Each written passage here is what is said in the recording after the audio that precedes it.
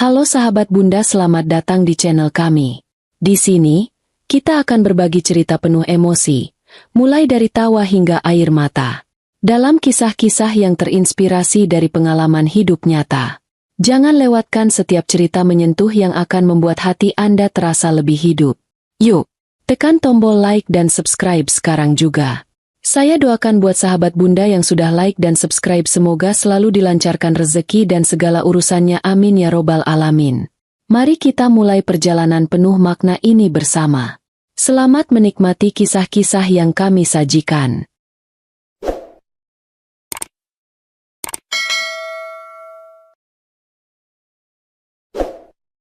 Pernikahanku dengan Ardi sudah berjalan 10 tahun. 10 tahun bukan waktu yang singkat. Dan selama itu, aku telah melalui banyak fase bersamanya, dari fase penuh gairah, penuh harapan, hingga fase di mana aku merasa tak lagi mengenali pria yang tidur di sebelahku setiap malam. Dulu, Ardi adalah sosok suami yang penuh perhatian. Ia tidak pernah lupa mengucapkan selamat pagi sebelum berangkat kerja dan selalu bertanya bagaimana hariku ketika pulang. Aku masih ingat bagaimana ia dulu selalu menggenggam tanganku saat menonton TV. Bagaimana ia akan memelukku dari belakang ketika aku sedang memasak di dapur. Tapi semua itu tinggal kenangan. Aku tidak tahu kapan tepatnya pernikahan kami mulai goyah. Tapi aku bisa merasakan perbedaannya. Ardi mulai sibuk dengan pekerjaannya.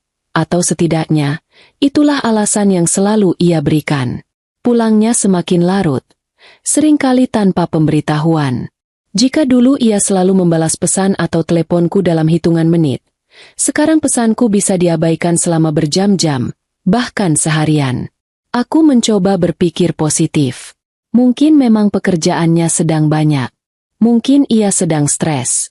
Tapi sekeras apapun aku mencoba menenangkan diriku. Aku tidak bisa menepis rasa curiga yang mulai tumbuh. Aku masih ingat malam itu. Malam di mana aku mulai menyadari bahwa ada sesuatu yang benar-benar salah. Jam menunjukkan pukul 11 malam. Dan Ardi belum pulang. Aku duduk di ruang tamu dengan secangkir teh yang sudah dingin. Ponselku ada di atas meja. Berkali-kali aku melihatnya, berharap ada pesan atau panggilan masuk dari suamiku. Tapi tidak ada. Aku mencoba meneleponnya, dan setelah beberapa kali nada sambung, akhirnya ia mengangkat. "Ardi, kamu di mana?" Tanyaku dengan suara berusaha tetap tenang. Dari ujung telepon, aku bisa mendengar suara bising, seperti suara orang-orang sedang tertawa. "Masih di kantor, Nat. Ada meeting mendadak." Jawabnya singkat. Aku terdiam sejenak. "Meeting? Jam 11 malam? Kenapa ada suara orang ketawa? Kamu di mana sebenarnya?" Tanyaku lagi. Kali ini suaraku lebih tegas. Ardi terdengar menghela napas, seperti kesal karena aku mempertanyakan alasannya. "Ya ampun, Nadine. Ini teman-teman kantor. Kami habis rapat sekalian makan. Apa aku nggak boleh kerja sekarang?" Aku menggigit bibir, menahan kekesalan yang mulai naik. Aku cuma nanya, kamu nggak kasih kabar? Aku khawatir." Dia tidak menjawab. "Ya udah, aku pulang nanti," katanya akhirnya, sebelum memutus sambungan telepon. Aku menatap layar ponsel dengan perasaan campur aduk. Rasanya ada yang tidak beres. Tapi aku tidak bisa membuktikan apapun. Malam itu, Ardi pulang pukul 1 dini hari. Aku masih terjaga, menunggunya di ruang tamu. Begitu ia masuk, aku bisa mencium bau parfum yang asing. Itu bukan parfumnya, dan itu bukan parfummu juga. "Kamu habis dari mana?" Tanyaku langsung. Ardi menatapku dengan ekspresi lelah dan kesal. "Nadine, aku capek. Aku nggak mau berdebat malam ini." Aku berdiri, melipat tangan di dada. Aku cuma tanya, "Kamu dari mana?" Ulangku. Kali ini suaraku lebih dingin. Dia menghela napas, melepas dasi, lalu duduk di sofa. "Aku kan udah bilang di telepon. Aku kerja, Nat." Aku mendekat, menatapnya tajam. "Kalau kamu kerja, kenapa pulang jam segini? Kenapa ada bau parfum perempuan di bajumu?" Matanya sedikit melebar, tapi ia cepat menguasai diri. "Mungkin kena parfum teman kantor pas ngobrol." Aku nggak tahu. Aku tertawa sinis. Aku ini istrimu. Aku nggak bodoh. Kamu selingkuh, ya? Matanya berubah tajam. Tolong jangan mulai drama. Nadine, aku sudah cukup stres di kantor. Aku nggak butuh omongan nggak jelas dari kamu. Aku menatapnya. Perih. Omongan nggak jelas. Ulangku lirih. Aku cuma ingin tahu, apa kamu masih mencintaiku, Ardi? Untuk pertama kalinya dalam pernikahan kami, ia tidak langsung menjawab. Detik-detik terasa panjang. Dan saat ia akhirnya membuka mulut, kata-katanya seperti belati yang menghujam hatiku. Aku nggak tahu, Nat. Aku menggigit bibir untuk menahan air mata. Kita baik-baik saja, kan? Tanyaku pelan, masih berusaha mencari secercah harapan. Dia mengusap wajahnya dengan kasar. Aku nggak tahu, Nat. Aku merasa ada yang hilang dari kita. Aku merasa. Ia ragu sejenak sebelum melanjutkan. Aku merasa nggak bahagia. Kata-katanya menghancurkanku. Aku berdiri diam, menatap suamiku seolah-olah aku baru pertama kali mengenalnya. Ardi, pria yang dulu berjanji untuk mencintaiku selamanya, kini mengatakan bahwa ia tidak bahagia denganku. Aku merasa seluruh dunia runtuh. Malam itu aku menangis sendirian di kamar, sementara Ardi memilih tidur di sofa ruang tamu. Pikiranku kacau. Aku tidak tahu apa yang harus kulakukan. Namun, di tengah kesedihan itu, seorang teman menyarankan sesuatu. Nadine, mungkin kalian butuh konseling pernikahan, katanya. Kadang, pasangan yang sudah lama menikah memang perlu bantuan profesional untuk menemukan kembali cinta mereka. Konseling pernikahan? Aku sempat ragu. Tapi aku juga tahu bahwa aku tidak bisa membiarkan pernikahan ini hancur begitu saja. Jika masih ada kesempatan untuk memperbaiki segalanya, aku ingin mencobanya. Dan itulah bagaimana aku pertama kali mengenal Karina Wibisono, seorang penasihat pernikahan yang katanya telah menyelamatkan banyak pasangan dari perceraian. Saat pertama kali bertemu dengannya, aku langsung terkesan. Karina adalah wanita yang sangat berwibawa, tinggi, elegan, dengan wajah cantik dan senyum yang menenangkan. Kata-katanya lembut, tapi tegas. Pernikahan adalah perjalanan panjang, dan setiap pasangan pasti mengalami pasang surut, katanya di sesi pertama kami. Yang terpenting adalah bagaimana kita melewati badai itu bersama. Aku mendengarkan dengan penuh harapan. Dan yang lebih mengejutkan, Ardi juga tampak serius mengikuti sesi konseling ini. Perlahan, ia mulai berubah. Ia mulai lebih perhatian, mulai lebih sering mengajakku bicara, dan bahkan kami mulai kembali menghabiskan waktu bersama. Aku mulai percaya bahwa semuanya akan baik-baik saja. Aku mulai percaya bahwa Karina benar-benar menyelamatkan pernikahan kami. Pernikahan kami mulai membaik setelah beberapa sesi konsultasi dengan Karina Wibisono. Ardi mulai kembali menjadi suami yang dulu aku kenal. Ia pulang lebih awal, lebih sering mengajakku makan malam bersama, dan bahkan mulai menanyakan kabarku seperti dulu. Awalnya, aku merasa lega. Kupikir, mungkin memang pernikahan kami hanya butuh sedikit bimbingan, sedikit dorongan agar kembali ke jalurnya. Tapi semakin lama, ada sesuatu yang terasa ganjil. Sesuatu yang tidak bisa kujelaskan, tapi cukup membuat hatiku berdegup tidak nyaman. Aku mulai memperhatikan perubahan kecil dalam diri Ardi. Dulu, ia bukan pria yang terlalu peduli pada penampilannya. Tapi belakangan ini, ia mulai sering bercermin lebih lama sebelum berangkat kerja. Ia mulai memakai parfum baru, parfum yang aku tidak pernah lihat sebelumnya. Bahkan pakaiannya pun berubah. Jika dulu ia lebih santai dengan kemeja biasa, sekarang ia mulai mengenakan pakaian yang lebih rapi dan elegan. Aku mencoba mengabaikan semuanya, berusaha berpikir positif. Mungkin dia hanya ingin terlihat lebih segar, pikirku. Mungkin karena pengaruh dari sesi terapi ini. Tapi ada sesuatu yang membuatku semakin curiga. Ardi mulai lebih sering menerima telepon di luar rumah. Jika dulu ia tidak keberatan menerima telepon di dekatku, kini ia selalu mencari alasan untuk keluar ruangan saat ponselnya berdering. Saat aku bertanya, jawabannya selalu sama. Ini urusan kerja, Nat. Aku nggak bisa bahas ini sekarang. Lagi-lagi aku mencoba percaya. Tapi perasaan ganjil itu tetap ada. Aku mulai memperhatikan sesuatu dalam sesi terapi kami. Setiap kali Karina berbicara, aku melihat cara Ardi menatapnya. Dan itu bukan cara seorang klien menatap seorang penasihat pernikahan. Matanya terlalu fokus, terlalu lekat. Awalnya aku pikir ini hanya perasaanku saja.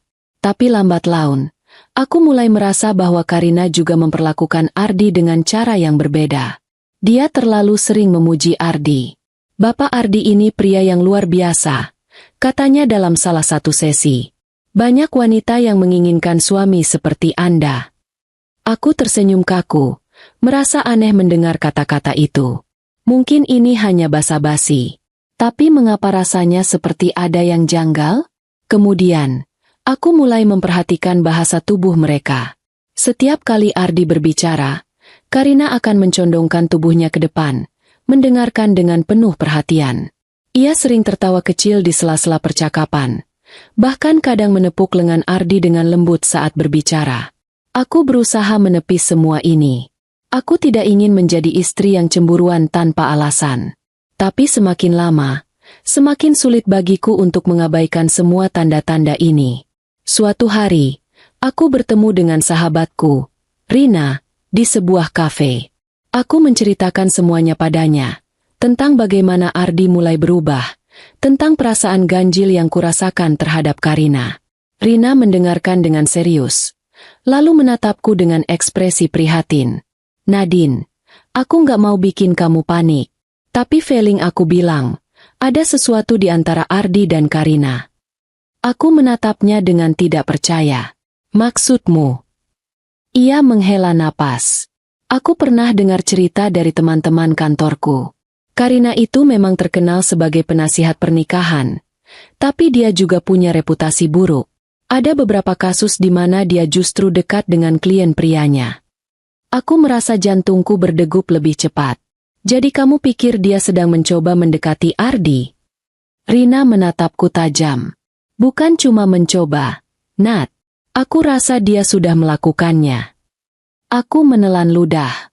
Pikiran ini terlalu berat untuk kuterima.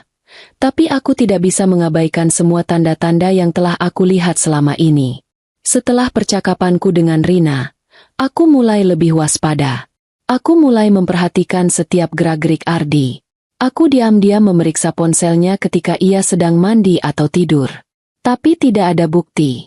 Pesan-pesannya bersih. Tidak ada percakapan yang mencurigakan.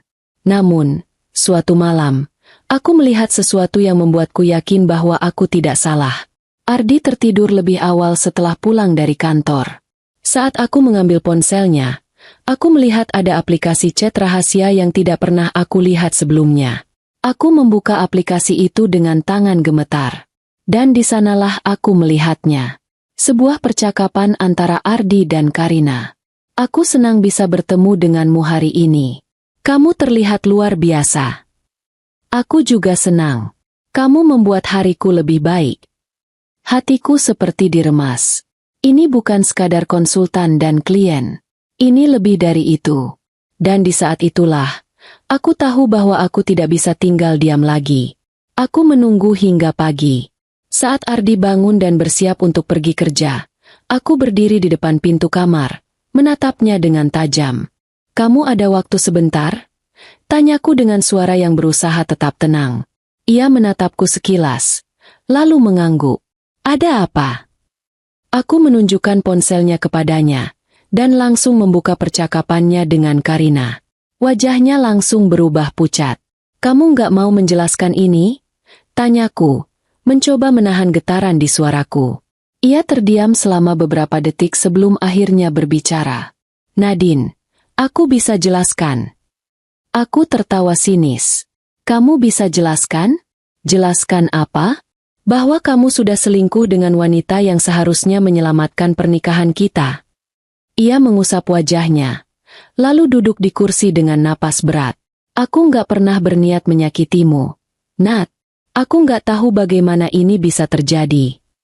Air mataku mulai jatuh. "Kamu nggak tahu? Kamu sadar nggak, Ardi? Aku berusaha sekuat tenaga menyelamatkan pernikahan kita. Aku bahkan percaya bahwa Karina bisa membantu kita. Tapi ternyata, dia justru menghancurkan rumah tanggaku. Ardi menunduk, tidak bisa menjawab. Aku merasa seluruh tubuhku gemetar karena marah dan kecewa. Tapi aku tidak akan tinggal diam. Aku tidak akan membiarkan ini berakhir tanpa pembalasan. Dan saat itu juga, sebuah ide muncul di kepalaku. Aku akan membalas dendam. Dan aku akan memastikan bahwa Karina mendapatkan ganjarannya. Aku tidak bisa tidur malam itu. Setelah konfrontasiku dengan Ardi, pikiranku terus berputar, mencoba mencari cara untuk membalas semua rasa sakit yang mereka berikan padaku. Satu hal yang pasti, Karina tidak bisa dibiarkan begitu saja. Wanita itu telah menghancurkan pernikahanku di balik senyumnya yang pura-pura peduli. Dia bukan sekadar penasihat pernikahan. Dia ular berbisa yang menggunakan topeng empati untuk mendekati suami-suami orang. Aku menggenggam ponselku dengan erat. Ada satu cara untuk membuat Karina merasakan penderitaanku. Aku harus menjatuhkannya di depan umum. Dan aku tahu persis bagaimana caranya. Aku menghabiskan beberapa hari berikutnya mengumpulkan informasi tentang Karina. Dari akun media sosialnya, aku menemukan bahwa ia akan mengadakan seminar besar di sebuah hotel mewah di Jakarta. Seminar yang akan dihadiri oleh banyak pasangan, calon pengantin, bahkan beberapa tokoh publik. Kesempatan emas. Jika aku bisa mempermalukannya di depan semua orang, karirnya akan hancur. Tapi aku tidak bisa melakukannya sendiri. Aku butuh dukungan. Aku bertemu lagi dengan sahabatku, Rina, di kafe yang sama. Setelah mendengar rencanaku, matanya berbinar. Aku suka idemu, Nadine, katanya, menyeringai. Aku bahkan punya beberapa teman yang bisa kita ajak. Aku menatapnya, tertarik. Teman. Rina mengangguk. Ingat waktu aku bilang Karina punya reputasi buruk? Aku sudah menghubungi beberapa perempuan yang suaminya juga pernah jadi korban. Aku terkejut. Tunggu, maksudmu? Karina sudah melakukan ini sebelumnya. Rina tertawa sinis. Oh, lebih dari sekali. Dia sudah menargetkan beberapa pria sebelumnya. Ada yang berhasil dia rebut. Ada yang tidak. Tapi yang pasti, dia bukan orang suci seperti yang dia tunjukkan di seminar-seminarnya. Aku merasakan api kemarahan semakin membakar dadaku. Kalau begitu, ayo kita lakukan ini bersama, kataku. Kita pastikan dia mendapatkan karmanya. Hari itu tiba. Aku mengenakan gaun berwarna hitam elegan, sebuah simbol duka cita untuk pernikahanku yang telah mati. Aku datang ke seminar bersama Rina dan beberapa wanita lainnya yang juga ingin melihat Karina jatuh. Ruang seminar penuh. Lebih dari 100 orang hadir. Lampu-lampu hotel mewah bersinar terang. Suasananya tampak profesional. Di atas panggung, Karina berdiri dengan penuh percaya diri, mengenakan setelan putih yang mencerminkan kesan suci dan berwibawa. Aku ingin tertawa sinis. Wanita itu benar-benar penipu ulung. Dia memulai seminar dengan kalimat klise. Pernikahan adalah tentang saling percaya, saling menguatkan. Aku menggenggam tangan Rina di bawah meja. Aku muak mendengarnya. Bisikku. Rina menyeringai. Tenang, kita akan segera bersenang-senang. Aku mengangkat tanganku. Karina tersenyum ramah. Ibu di sana, ada yang ingin ditanyakan. Aku berdiri. Suara mikrofon membuat semua mata tertuju padaku. Ya, saya ingin bertanya bagaimana rasanya menghancurkan pernikahan orang lain. Seketika, ruangan hening. Karina tampak kaget. Tapi ia cepat menguasai ekspresinya. Maaf, saya kurang mengerti maksud Anda. Aku tersenyum sinis. Oh, haruskah saya mengatakannya lebih jelas? Anda adalah penyebab perceraian saya. Anda tidur dengan suami saya sambil berpura-pura menyelamatkan pernikahan kami. Kerumunan mulai bergejolak. Orang-orang mulai berbisik. Beberapa mengeluarkan ponsel untuk merekam. Karina tampak panik. Tapi ia berusaha tetap tersenyum. Ibu, saya rasa ini hanya kesalahpahaman. Aku tertawa. Oh, kesalahpahaman? Aku punya bukti percakapan kalian. Aku bahkan punya foto kalian berdua di restoran saat kau pikir aku tidak tahu. Seketika, beberapa layar ponsel di ruangan itu menyala. Rina telah menyebarkan bukti percakapan dan foto-foto itu ke grup WhatsApp seminar ini. Cek ponsel kalian, kata Rina, tertawa puas. Orang-orang mulai melihat bukti-bukti itu, dan suasana langsung meledak. Hujatan mulai terdengar. Gila, dia selingkuh sama suami kliennya sendiri. Dasar wanita murahan. Seorang perempuan berdiri. Aku juga dulu hampir kehilangan suamiku karena dia. Aku pernah ikut konsultasi, dan dia mencoba mendekati suamiku. Karina semakin pucat. Ia mencoba bicara, tapi suaranya tenggelam dalam keributan yang semakin panas. Lalu, seseorang melempar botol air ke arahnya. Plak! Botol itu mengenai bahunya. Lalu, satu persatu, orang-orang mulai melempar berbagai benda. Botol air, kertas, bahkan sepatu. Karina berteriak panik, menutupi wajahnya sambil berusaha melindungi diri. Aku berdiri di tengah kerumunan yang marah. Aku bisa merasakan kepuasan yang luar biasa. Akhirnya, dia merasakan rasa malu yang selama ini dia torehkan pada perempuan-perempuan lain. Tak butuh waktu lama sebelum video kejadian itu menjadi viral di media sosial. Karina menjadi bahan bulian netizen. Judul-judul berita online muncul. Skandal konsultan pernikahan. Karina Wibisono ketahuan selingkuh dengan kliennya. Seminar berujung kekacauan. Peserta melempari sang pembicara dengan botol air. Karina mencoba membela diri, mengatakan bahwa ini adalah serangan pribadi yang tidak berdasar. Tapi bukti sudah tersebar. Tidak ada yang mempercayainya lagi. Karirnya hancur. Tak ada lagi yang mau memakai jasanya sebagai penasihat pernikahan. Dan yang lebih memuaskan, Ardi juga ikut terkena imbasnya. Setelah berita ini menyebar, kantornya tidak bisa menerima skandal sebesar ini. Ia dipecat. Suami dan selingkuhannya telah jatuh. Aku menang. Setelah perceraian, hidupku seperti sebuah halaman kosong yang menunggu untuk diisi dengan petualangan baru. Aku menghabiskan banyak waktu untuk menyembuhkan diri, membangun kembali kekuatan yang pernah aku rasa hilang, dan mengingat kembali siapa aku sebenarnya sebelum pernikahanku dengan Ardi. Beban yang dulu ada di pundakku, yang selalu terasa berat dan penuh keraguan, kini telah lenyap. Tapi ada satu hal yang harus aku akui, meski aku merasa lebih kuat, hidup ini tidak pernah benar-benar mudah. Pasca cerai, aku mulai mengalihkan fokusku ke karir. Aku selalu punya impian untuk memulai bisnis kecil, dan sekarang adalah waktu yang tepat.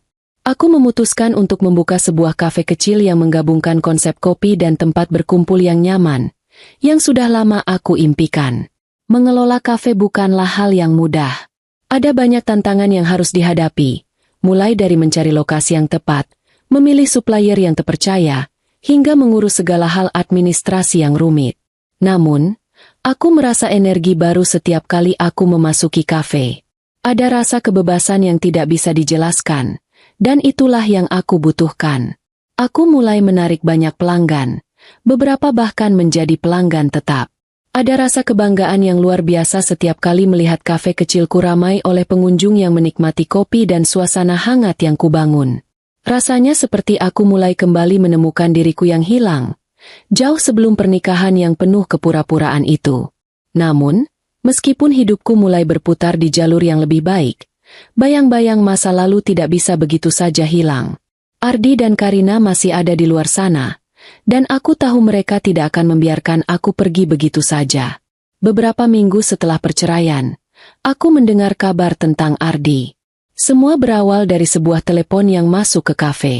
Suara yang aku dengar di ujung sana adalah suara salah satu teman lama Ardi yang memberitahukan sesuatu yang sangat mengejutkan. Nadine, kamu tahu kan bahwa Ardi sekarang hampir tidak bisa menahan tekanan hidup? Dia dipecat dari kantornya karena skandal itu. Dan sekarang dia bahkan kesulitan untuk menemukan pekerjaan baru. Semuanya berantakan. Aku tidak bisa menahan tawa sinis. Setiap kali aku membayangkan Ardi yang dulu sombong dan angkuh, kini terpuruk begitu dalam, ada perasaan yang sulit untuk dijelaskan.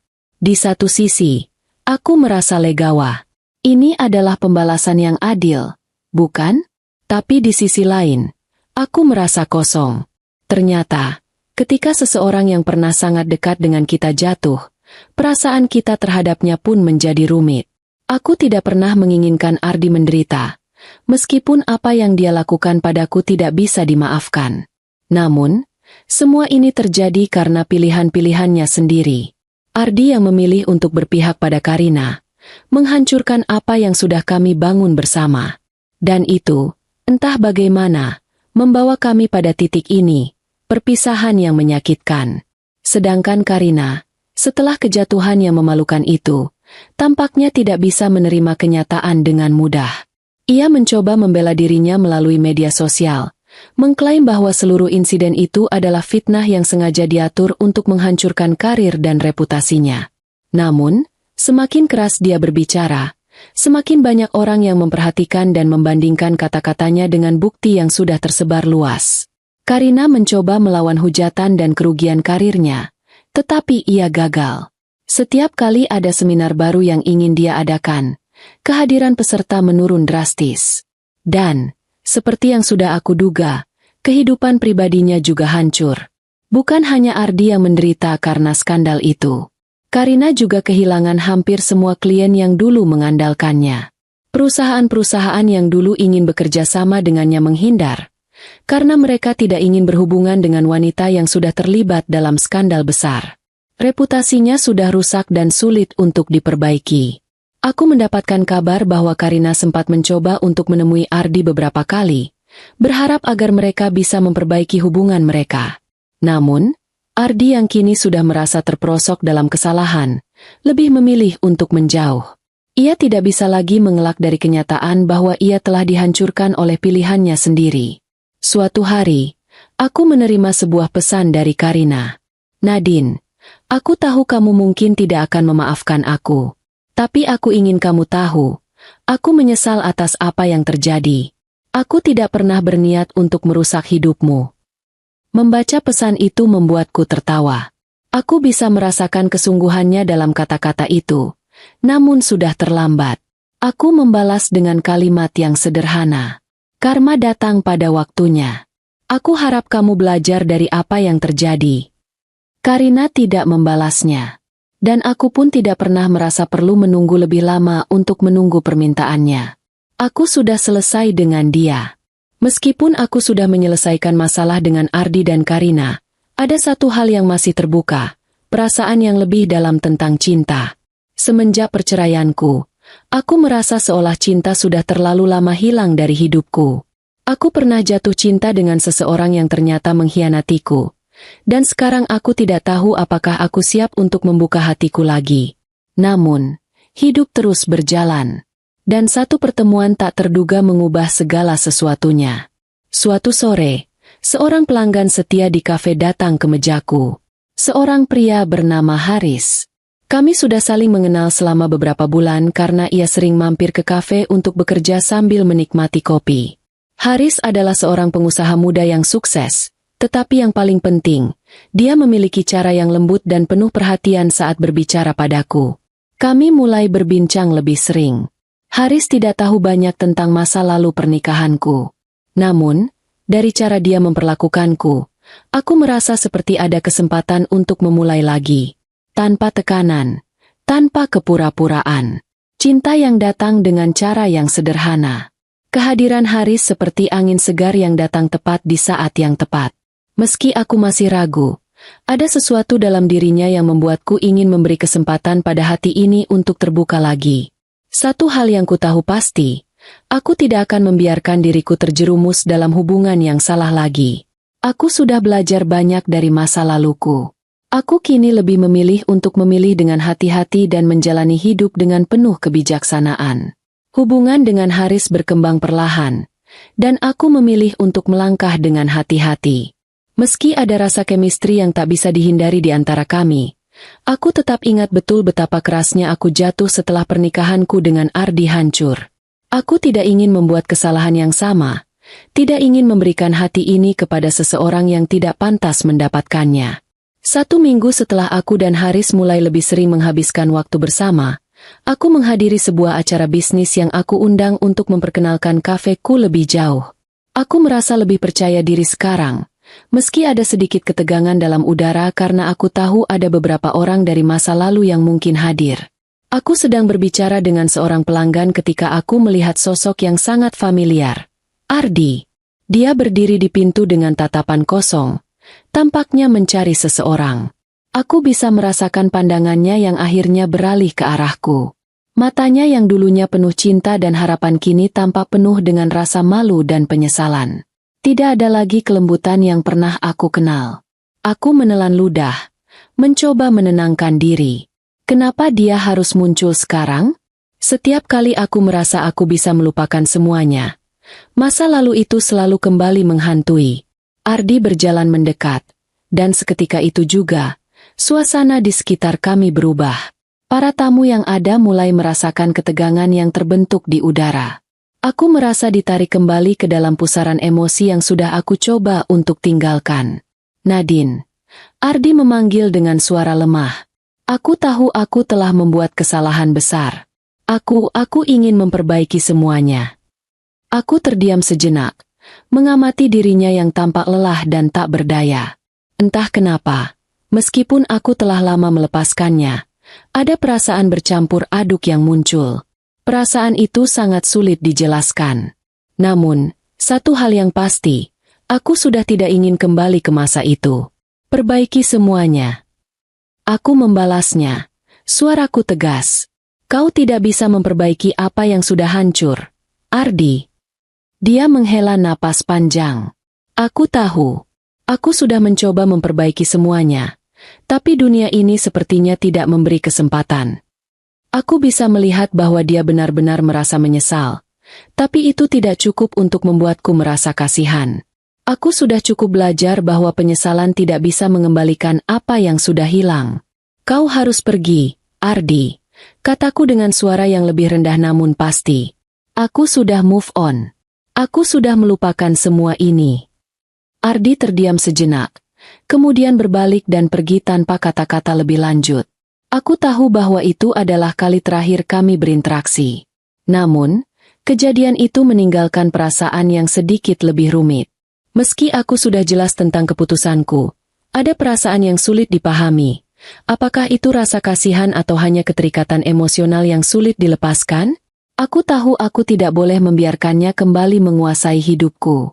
Ardi sudah menjadi bagian dari masa lalu yang harus kutinggalkan. Setelah pertemuan itu, aku merasa sedikit terguncang. Namun, kehadiran Haris memberi aku ketenangan.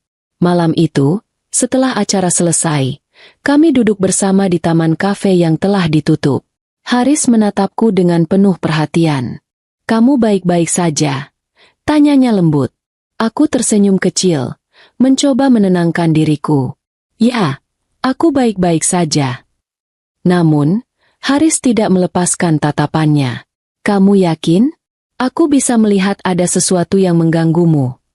Aku memejamkan mata sebentar. Merasa berat untuk membuka perasaan yang begitu dalam. Aku merasa takut untuk terlalu dekat dengan seseorang lagi. Aku takut. Rasa sakit itu akan kembali. Tapi Haris menunjukkan kesabaran yang luar biasa. Dia tidak terburu-buru untuk memaksaku mengungkapkan apapun. Aku takut, Haris. Akhirnya aku mengaku. Aku takut jatuh cinta lagi. Aku takut melukai diriku sendiri. Haris hanya menatapku tanpa mengucapkan apa-apa. Dia hanya memegang tanganku dengan lembut, menguatkanku tanpa banyak kata. Itulah yang aku butuhkan, kesabaran dan pengertian. Kami duduk diam di sana, hanya mendengarkan suara angin yang berbisik. Untuk pertama kalinya, aku merasa seperti aku bisa membuka hati ini lagi, sedikit demi sedikit, tanpa terburu-buru. Beberapa minggu setelah pertemuan dengan Ardi, aku merasa lebih tenang. Kafeku semakin berkembang, dan aku mulai merasa lebih percaya diri dalam menjalankan bisnis sendiri. Haris terus mendampingiku, tanpa pernah terburu-buru untuk mendapatkan sesuatu dariku. Kami berbicara tentang banyak hal, mulai dari rencana masa depan hingga hal-hal kecil yang membuat kami tertawa bersama. Aku merasa semakin terbuka padanya, meskipun masih ada keraguan di dalam hatiku. Namun, kali ini, aku memilih untuk tidak terlalu terburu-buru. Aku tahu bahwa cinta tidak perlu dikejar, dan aku tidak harus membuat keputusan cepat. Saat aku berjalan bersama Haris di taman, aku merasa seperti menyambut kehidupan baru yang lebih penuh harapan. Keputusan-keputusan yang aku buat sebelumnya, meskipun penuh rasa sakit, telah membawaku ke jalan yang jauh lebih jelas dan lebih baik. Dan meskipun masa laluku selalu ada di belakangku, aku belajar untuk melihatnya sebagai sebuah pelajaran yang membentuk siapa aku sekarang dan siapa yang aku inginkan untuk menjadi. Waktu berlalu begitu cepat. Bisnis kafe yang kujalani semakin berkembang, dan aku merasa kehidupanku kini lebih penuh makna. Aku sudah menemukan kedamaian dalam diriku sendiri, jauh dari drama masa lalu yang selalu membayangiku. Haris, dengan segala kesabarannya, telah menjadi seseorang yang sangat berarti dalam hidupku. Tidak ada yang memaksaku untuk terburu-buru, dan aku sangat bersyukur atas itu. Namun, ada perasaan dalam hatiku yang tak bisa aku pungkiri, rasa ingin melangkah lebih jauh bersama Haris, menuju masa depan yang lebih cerah. Aku tahu bahwa perjalanan ini belum sepenuhnya selesai, dan bahwa langkah terbesar yang akan kami ambil akan segera datang. Suatu malam, setelah aku selesai mengatur kafe untuk penutupan, Haris mengajakku keluar untuk makan malam. Kami telah melewati banyak hal bersama, mulai dari kebahagiaan kecil hingga tantangan besar, dan aku merasa bahwa hubungan kami semakin matang. Kami duduk di sebuah restoran yang tenang di pinggir kota, menikmati hidangan yang lezat, dan berbicara tentang rencana masa depan. Tidak ada yang luar biasa atau mencolok, hanya dua orang yang menikmati kebersamaan mereka. Namun, ada sesuatu yang berbeda di udara malam itu, sesuatu yang membuatku merasa ada sesuatu besar yang akan terjadi. Setelah makan malam selesai, Haris mengajakku berjalan di sekitar taman yang dekat dengan restoran. Malam itu agak dingin, tetapi kami berdua merasa hangat satu sama lain. Kami berhenti di sebuah jembatan kecil yang melintasi sebuah sungai kecil. Lampu-lampu taman yang temara memberikan suasana yang sangat romantis. Haris menatapku dalam-dalam, seolah mencari sesuatu dalam diriku. Ada keheningan yang sangat khas saat itu, dan aku merasa hatiku mulai berdebar lebih kencang. Nadine, suaranya lembut, namun penuh makna. Aku tahu kita sudah melalui banyak hal, dan aku tahu kita tidak perlu terburu-buru. Tapi aku ingin kamu tahu bahwa aku ingin selalu ada untukmu. Aku menatapnya, merasakan kedalaman kata-katanya. Haris, kamu sudah ada untukku lebih dari yang aku bayangkan. Aku tersenyum, sedikit terharu. Aku sangat bersyukur kamu ada di sini. Tapi Haris tidak hanya berhenti di situ. Dia mengeluarkan sesuatu dari sakunya, sebuah kotak kecil. Aku terdiam, merasa jantungku hampir terhenti. Dia membuka kotak itu, dan aku melihat sebuah cincin berlian yang cantik, memancarkan kilauannya di bawah cahaya lampu taman. Nadine, kata Haris dengan suara tegas namun penuh kelembutan. Aku ingin menghabiskan sisa hidupku bersamamu. Aku ingin kamu menjadi istriku. Aku ingin melangkah bersama, melewati semua suka dan duka, hingga akhirnya kita mencapai tujuan kita. Aku menatap cincin itu, kemudian kembali menatap wajah Haris. Haris, kamu yakin? Kamu tahu aku punya masa lalu yang rumit. Haris tersenyum dengan penuh keyakinan. Aku tahu, Nadine. Aku tahu semuanya. Tapi aku juga tahu bahwa masa depan kita lebih penting daripada apa yang sudah terjadi di masa lalu. Aku ingin membangun masa depan denganmu. Aku terdiam beberapa detik, merenungkan kata-kata itu. Ada ketenangan dalam diriku yang belum pernah aku rasakan sebelumnya. Aku sudah belajar untuk melepaskan apa yang sudah terjadi, dan kini aku tahu bahwa aku siap untuk melangkah lebih jauh dengan Haris. Aku juga ingin itu, Haris. Kataku akhirnya, sambil mengangguk perlahan. Aku ingin menghabiskan sisa hidupku bersamamu. Haris tersenyum lebar, matanya berbinar. Jadi, kamu mau menikah denganku? Aku tertawa pelan, merasakan kebahagiaan yang membuncah. Ya, aku mau. Kehidupan kami berubah seiring dengan waktu. Perjalanan yang kami mulai bersama sebagai dua orang yang terluka dan penuh keraguan kini semakin mantap. Persiapan pernikahan kami berjalan lancar, meskipun aku terkadang merasa tidak percaya diri, terutama dengan kenyataan bahwa aku akan menikah lagi setelah pernikahanku dengan Ardi yang berakhir sangat pahit. Namun, Haris selalu ada di sana, memberikan dukungan dan kepercayaan yang aku butuhkan. Dia selalu meyakinkanku bahwa ini adalah langkah yang tepat, dan aku harus percaya pada diriku sendiri.